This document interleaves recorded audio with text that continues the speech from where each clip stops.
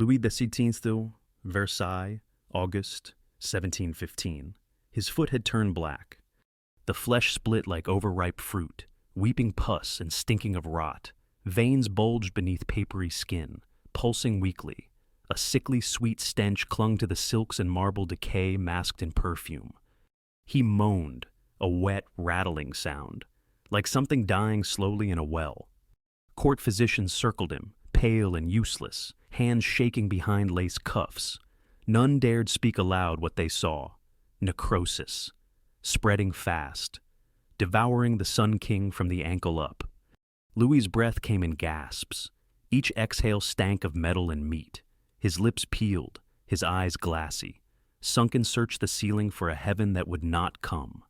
Outside, 10,000 souls walked marble halls beneath gold ceilings. Laughter, music, the clatter of heels. None of them knew that behind the velvet doors, France's God King was rotting alive. But someone knew. Someone close. Whispers said it was poison, others, a curse, and a few said it was his own doing. They say he never bathed. They say his body was soaked daily in wine, caked in powders laced with mercury and lead. They say Versailles reeked of flowers because it reeked of death. What they never say what they bury deep beneath gold. Roses. And reverences that the most powerful man in Europe was being eaten from the inside out. And no one tried to stop it. Because he told them not to. This is not just a story about a king. It's about a secret so foul. It festered for centuries. You're about to hear it. But once you do, you'll never smell Versailles the same way again. The corridor was silent, thick, suffocating silence, the kind that presses against your chest like a hidden hand. Behind the carved oak doors of the royal chamber, a boy king lay stiff in his bed, drenched in his own sweat, eyes wide open, but seeing nothing. He was 5 years old. France called him le Dieu donné, God-given. But that night, God did not answer. Outside, the Black Death raged again through the provinces. Priests wailed over mass graves. Plague carts groaned through villages, trailing the stench of extinction. Paris was shutting its windows. And inside the Louvre, physicians stood in a half circle around the child's bed, clutching bottles of vinegar and poultices, whispering of invisible airborne poisons. His nurse dipped a cloth in wine, never water, and gently wiped his brow. To open the pores, one doctor murmured, is to invite death. Another nodded, eyes hollow. They all agreed, keep the skin dry, the body sealed.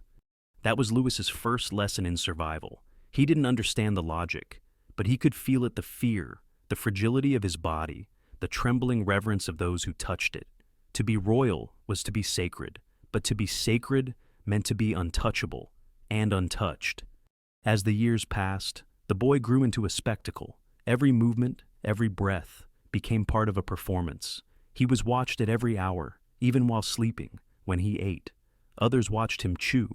When he rose from bed, they cheered as if witnessing a miracle, yet beneath the brocade and brilliance, Louis clung to the same fear that water would open his body to unseen horrors. He saw what happened to others.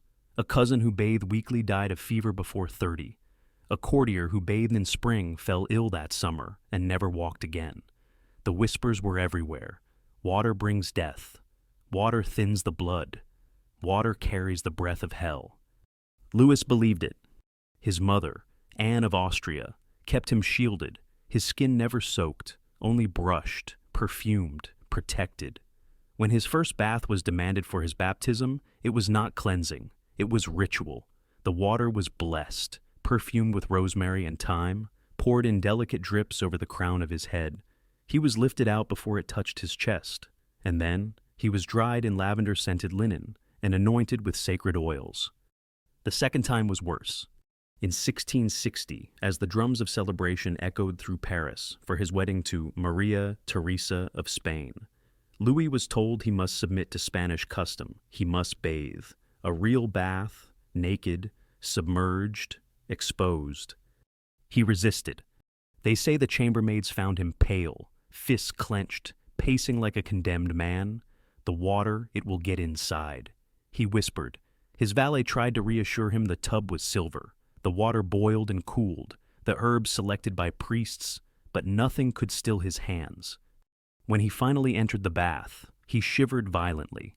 His attendants noted his breath grew short, his lips blue. It is an unnatural act. He murmured again and again, eyes locked on the water like it was alive.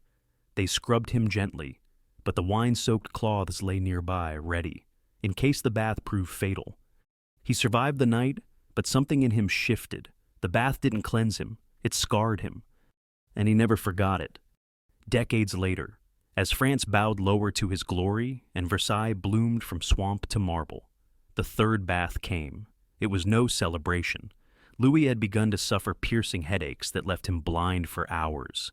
His physician, Fagin, made a suggestion that bordered on heresy: bathe. Not fully, just the legs, soaked in warm herbs. No cold water, no submersion. Louis protested, but the pain clawed too deep. With the caution of a man facing execution, he allowed it. The preparation took days, curtains drawn, wine boiled, oils blessed, linen scalded, as if they were preparing to resurrect a corpse. When the moment came, guards were posted outside. 3 physicians attended. The water touched his skin for 8 minutes. The next morning, the headache was gone. But Louis did not rejoice. He issued a quiet decree to his inner circle. It worked, but only this once. Water is powerful and dangerous. Use it like medicine, and only with faith. Thus it was written. Versailles would be built upon that belief, one of gold, of mirrors, and of rot, a kingdom where skin was never cleaned, only masked, where disease was hidden behind fragrance, and where the king, radiant in silk, bore a body that no water dared touch. Even the sun does not bathe. He once said, it only burns. And from that moment on, Louis XIV became not just the monarch of France, he became the high priest of a cult of dryness, of denial, of sacred decay, a cult that would come to define a nation and doom it. Dawn at Versailles was not soft. It struck the palace like a blade cutting through velvet curtains, igniting the gold leaf of door frames, crawling across the polished floors like a slow, merciless spotlight, and at its center, lying motionless in a vast bed framed by crimson drapes, was Louis. His eyes opened before the sun touched him, not from dreams he rarely slept long enough for that, but from habit, drilled by years of ceremony. The room stirred, whispers, then footsteps, a rustle of silk, the clink of metal, the faint grind of boots against parquet. The king's body was already beginning to ache. 2 valets stood ready. They moved silently, bowing not in greeting, but in obedience. One unlatched the nightshirt, its linen stiff with sweat and powder. The other lifted a flask of warm wine, red, sweet, thick as syrup, a square of linen soaked in it, wrung out, then pressed gently against the king's shoulder. He didn't flinch, he never did. The cloth moved in slow circles over his neck, chest, arms. Again and again, each pass left behind a sheen of alcohol and a sharp sting. The flesh beneath was pale, mottled with yellow bruises and crimson patches. Faint scabs traced the line of his ribs. His skin looked stretched, as if it resented its own form. Then came the powders. A silver box was opened carefully. Inside, a mix of ground chalk, crushed rose petals, and white lead. Another cloth was dipped, this time in essence of orange blossom, and used to apply the paste. It clung to the king's body like frost on a dying field. One valet coughed, then bit his lip. The smell was overwhelming, metallic and sweet, mixed with something sour, like milk gone bad. But he knew better than to step back. Louis remained silent, jaw clenched, staring at the painted ceiling above. He wasn't thinking of art, he was calculating the pain. His joints were stiff, his lower back throbbed. The gout in his left foot had begun to spread. But still, he endured the ritual. It was not about comfort, it was about order. At exactly the 15th minute, another servant entered, holding a fresh shirt, pure linen, freshly ironed, warm from the stove. Louis lifted his arms. The shirt slid down over him like a burial shroud. This was cleanliness. This was science. 3 shirts a day, No water, no soap, only wine, powder, and cloth. The sacred regimen. Outside the chamber, Versailles awoke. But inside the king's skin, war was brewing. The wine dried too fast on hot days, leaving welts. The powders cracked and fell in flakes. His armpits burned. His scalp itched beneath a wig woven from horsehair and wax. By noon, the back of his collar was often stained dark brown sweat, rot, and lead mixing into a paste no one dared mention. When the headaches returned, Fagin increased the concentration of spirits. To purge the humors, he said, more alcohol, stronger cloths. Louis gritted his teeth, jaw tightening like stone. There were days when he could not walk without assistance, days when his fingers locked around a quill mid-sentence. Still, the rituals never changed. They became longer, harsher. The cleaning now scraped more than wiped. He began to bleed. No one said the word aloud, but the blood stained the cloths. They disappeared swiftly burned in the kitchen furnace. The valets said nothing. They bowed and fetched more wine. The king was rotting, slowly, from the outside in. But no one would call it what it was. To speak of sickness was to speak of weakness. To speak of decay was to question divinity. And in Versailles, nothing was more dangerous than doubt. So they masked it. They brought new perfumes, jasmine, bergamot, crushed pine resin. They burned herbs beneath his bed. They laced his wigs with clove oil. The scent of Louis became legend. Women fainted in his presence not from lust, but from the chemical cloud that hung around him like incense. Still, he smiled. He spoke of discipline, of tradition, of godliness, and those around him echoed his words, for to challenge the king's hygiene was to challenge the order of the world. They copied him. Courtiers stopped bathing. Wine cloths became fashionable. Lead powders were sold in tiny boxes engraved with sunbursts. Merchants praised the royal scent. Children were wiped with wine and dusted with arsenic, their skin pale and eyes sunken before puberty. It spread. Across salons, across provinces, across bloodlines. Louis watched from his throne as France glowed with powder and perfume, and behind closed doors. He watched his own body fracture. The pain grew. The mornings became slower. He grunted when rising. He leaned harder on servants when walking. His eyes watered constantly. He kept smiling. And the wine kept flowing, not into his mouth, onto his flesh, into his pores, where it turned his skin into a canvas of bruises, sores, and silence. He was the cleanest man in France, and he was dying. But not one soul would dare wash him. Not even God. It began with a sound, not music, not conversation, but something more human, more primal. A trickle, a splash, then silence. A chambermaid froze as she stepped onto the landing of the north wing staircase. Her slipper sank slightly, wet, sticky. She didn't look down. She didn't have to. The sour smell reached her first warm, acid, unmistakable. She walked on.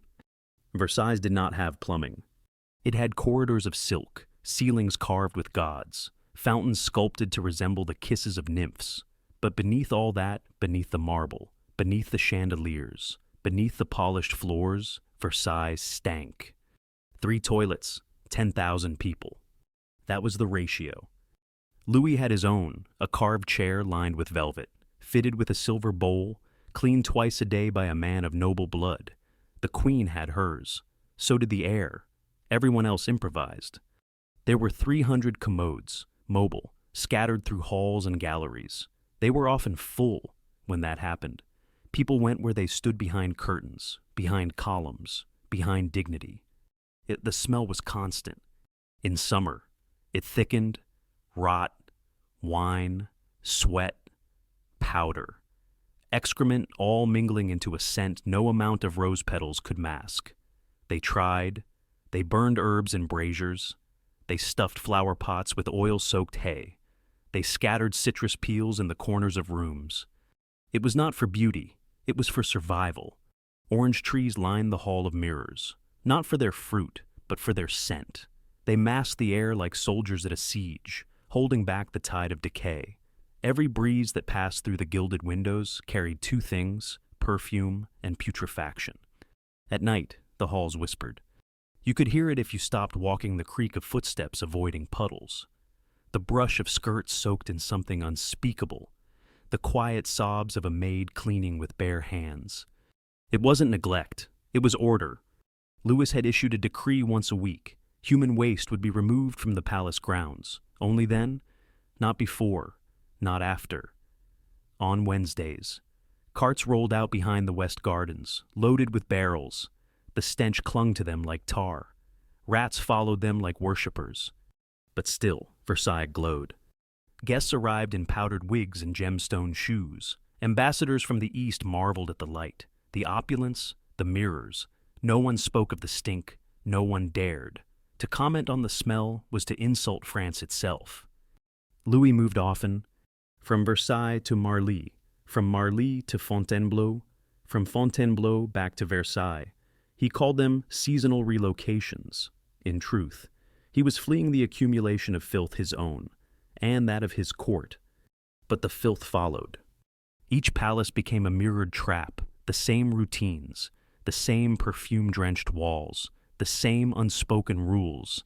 Do not bathe, do not speak, do not notice.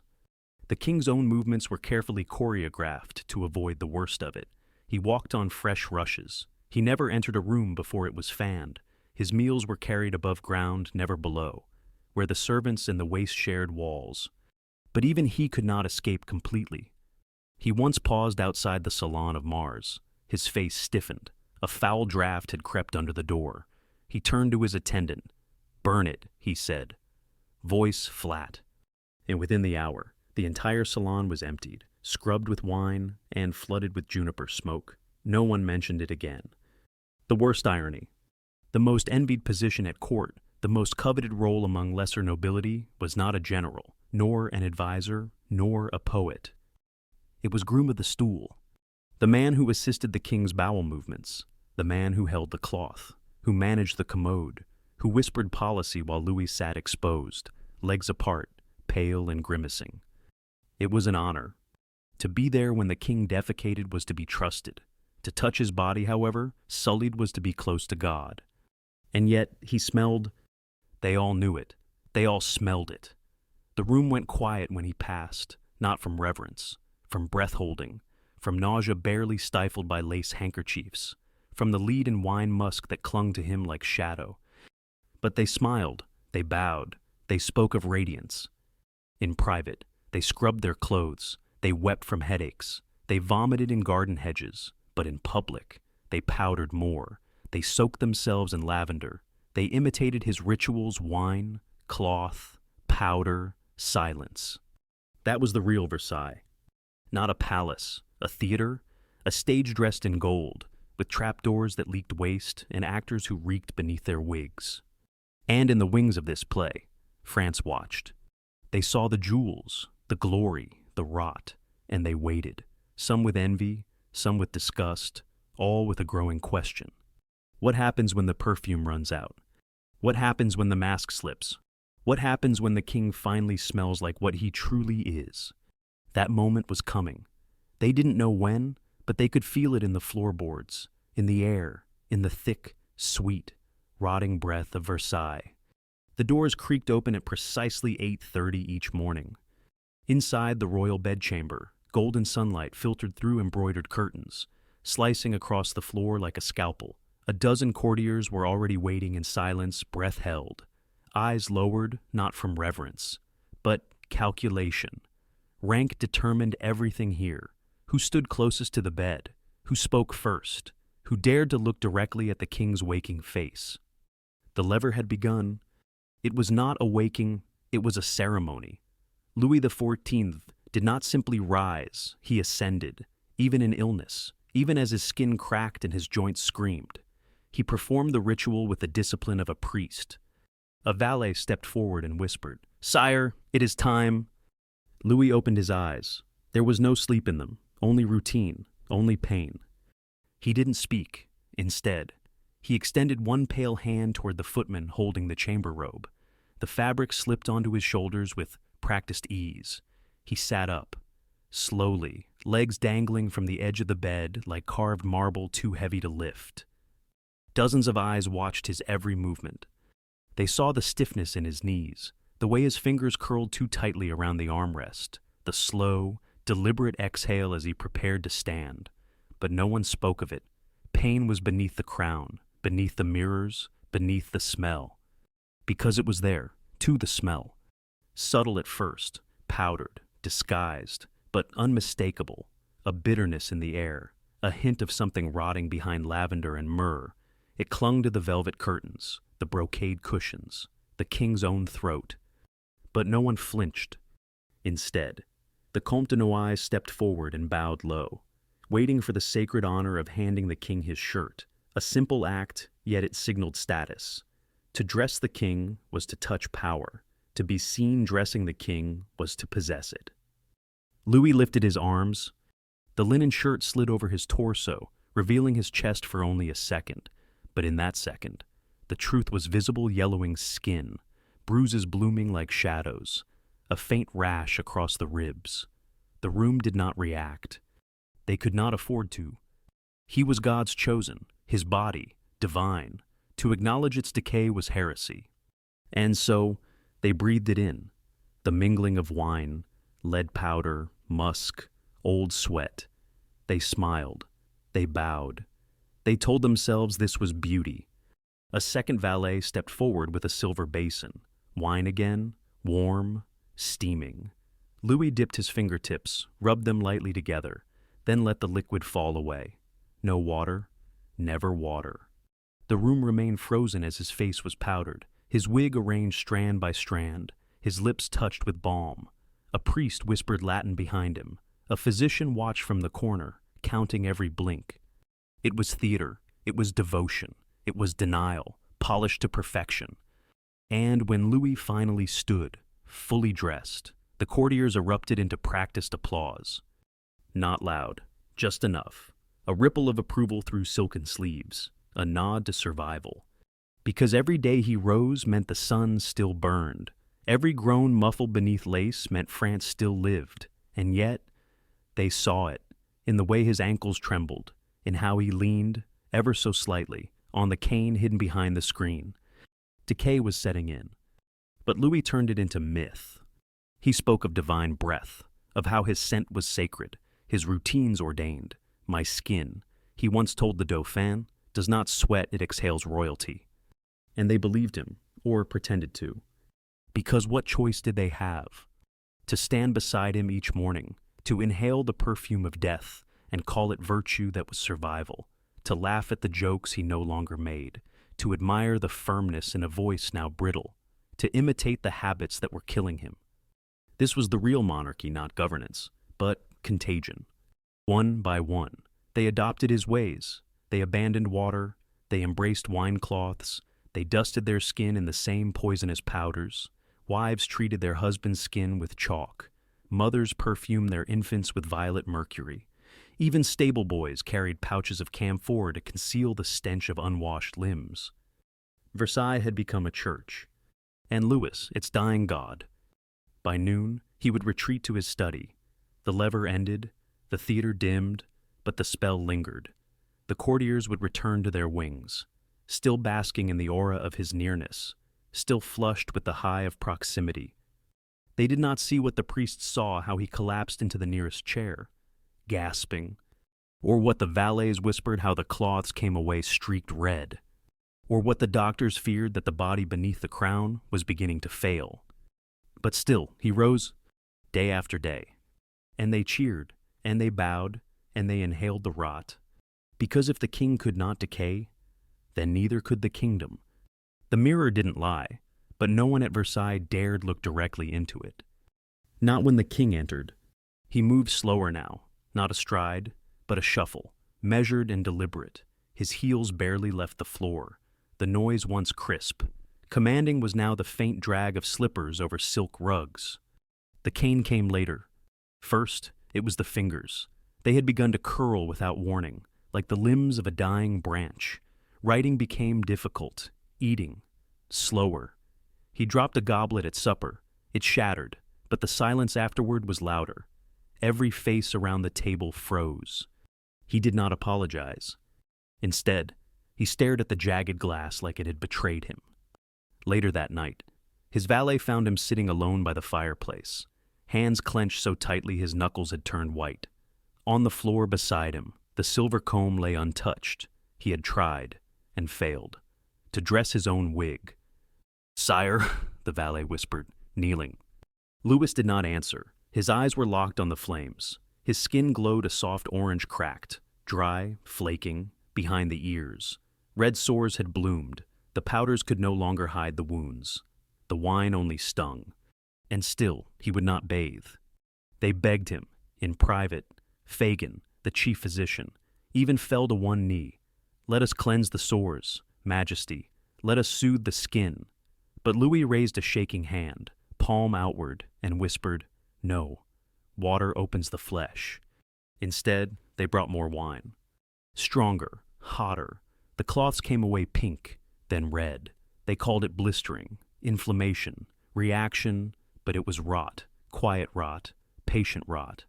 Then came the abscess. It appeared near the base of his neck, a swelling, dark as ink, hot to the touch. At first, he concealed it with a high collar, but it grew, it pulsed, it bled through the silk. Eventually, it burst, in front of the entire court. During an afternoon procession, while seated beneath the canopy of state, a faint snap echoed through the throne room, a ripple of murmurs. Then the smell hit them metallic, thick, unmistakable. Louis did not cry out. He only tightened his jaw, blinked once, and raised his hand as if to signal silence. But the blood was already soaking through his robe. They carried him out as if it were all part of the ceremony. In private, the physician lanced the wound again. Pus spilled onto the marble floor, pooling like soup gone sour. The king bit down on cloth and made no sound. The mirror above the basin fogged with his breath. The room reeked for days. Still, he refused rest. "You will not remove me from sight," he said. "Not while I breathe." So the court continued. So did the rot. By the winter of 1686, he could no longer sit for more than an hour. A dull, gnawing pain had taken hold in his lower back. He attributed it to age. But one morning, after riding, he collapsed behind the stables. His guards rushed to him. When they lifted his coat, they found blood thick, dark, clinging to the saddle like glue. He had developed a fistula, a tearing, infected tunnel near the rectum. Agony followed him like a second shadow. And yet, he ordered the surgeons. No anesthesia, no curtain. He insisted the procedure be done in view of select courtiers. "Let them see," he rasped. "Let them learn." The knife cut deep. Eyewitnesses said he did not scream, but his hands trembled, his face turned ashen. One young noble fainted before the first stitch. The wound never fully healed. From that day forward, Louis wore a special cushion beneath his robes. He shifted constantly. His gait, already slow, became a labored shuffle, but his pride remained untouched. He still greeted the lever each morning, still received ambassadors, still sat in judgment. Even as blood seeped silently through his garments. He smelled worse now. The powders were doubled. Perfume burned in every chamber. Still, guests complained, quietly, behind gloved hands. They described him in letters. His Majesty is unchanged in spirit, but the air is heavy. His eyes remain bright, but the scent follows one out of the room. The sun still rises, but one must hold breath to face it. Those closest knew the truth. His body was dying, slowly, from the inside out. And Louis knew it too. One night, he stood before the grand mirror of the Hall of Mirrors alone. Candles flickered behind him. The reflection was faint. A man in silhouette, bent, hollow-eyed, cloaked in silk that no longer shimmered. He reached toward his own reflection, then stopped, and turned away. Not in shame, but in defiance, because to look into that mirror and see decay would be to admit he was human, and Louis XIV had never allowed himself such weakness. August, 1715. The summer was dense, not warm dense. The air around Versailles hung like a velvet curtain soaked in sweat and perfume. It pressed into lungs, wrapped around skin, clung to the fabric of chairs and sheets. The palace had grown quieter. But the silence was not peace. It was waiting. Louis could no longer walk unaided. His right leg had turned gray, then black.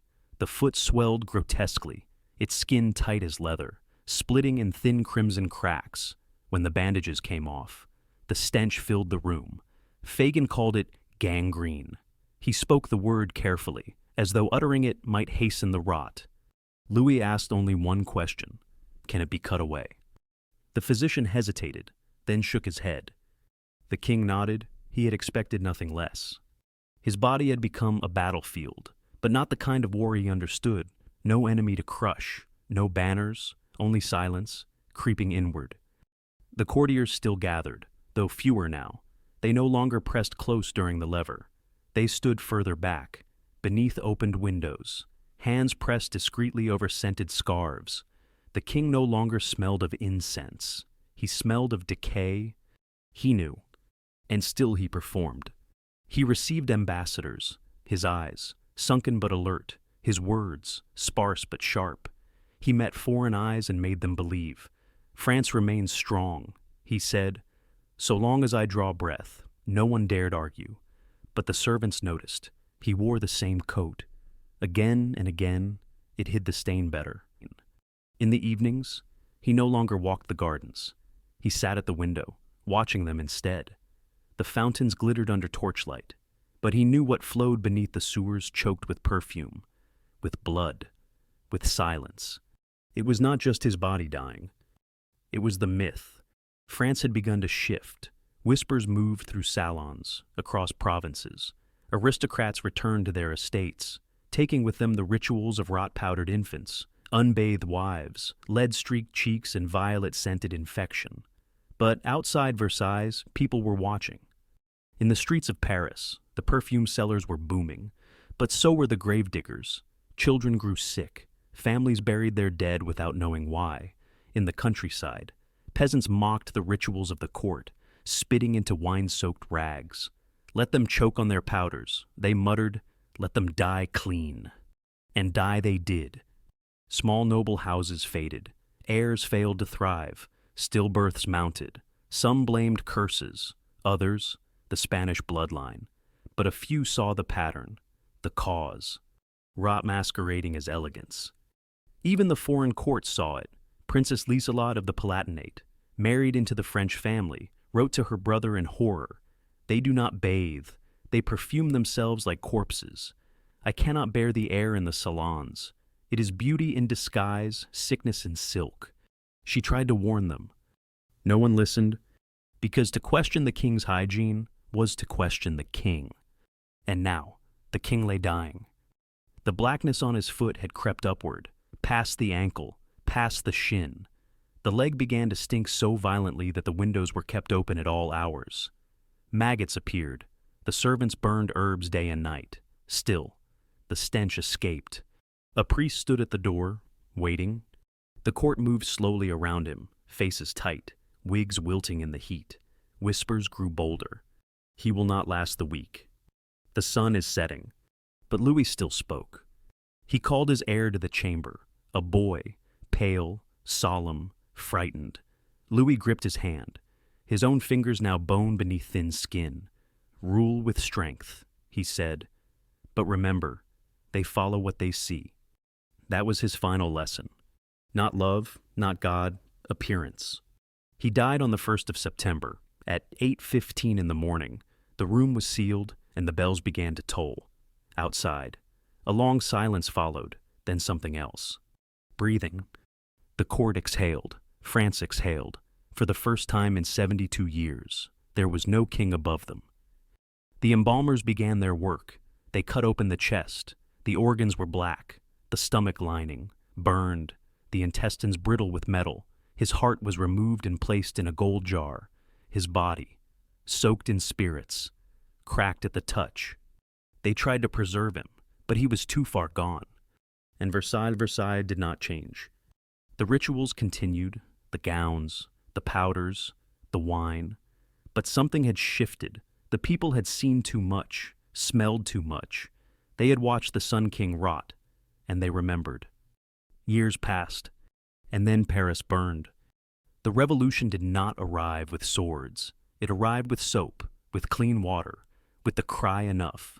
The aristocrats who had once mimicked Louis now stood trial for decadence, for arrogance, for perfume and powder and rot. They were stripped, scrubbed, shaved, made human. The guillotine did not care for velvet. And when it fell, it carried more than heads. It carried centuries of myth dragged down into the gutter. The sun had set, but the smell remained. Versailles still stands. The mirrors are still polished. The marble still shines. The chandeliers still glitter with the illusion of eternity. Tourists walk its halls now, eyes wide, breath shallow, marveling at the splendor. They see gold, they see symmetry, they hear silence. But they do not smell. They do not smell the wine-soaked cloths, the powdered lead, the skin that never touched water. They do not smell the fear that seeped into the walls when the king began to rot from within. And yet it lingers. Not in the air, but in the absence, in the hollow between steps, in the hush before a guide speaks. There's something underneath it all, something no restoration can bleach out. The scent of obedience, of a court that inhaled lies, of a nation that mistook rot for refinement. They watched a man die inch by inch and called it ceremony. They held their breath and smiled. They bowed to a corpse, and when it fell finally, they asked for another. What killed the king was not age, not infection, not even the poisons he wore like armor. It was belief in rituals that burned the flesh, in gods that could decay, in appearances that demanded silence. And that silence still echoes. If you ever walk through Versailles alone, truly alone, stop beneath the hall of mirrors. Wait, listen. The chandeliers won't sway, the fountains won't sing. But you might hear it. A breath, not yours. As if something once sacred is still gasping beneath the perfume. And if you stand there long enough, you may start to wonder whether the rot ever truly left.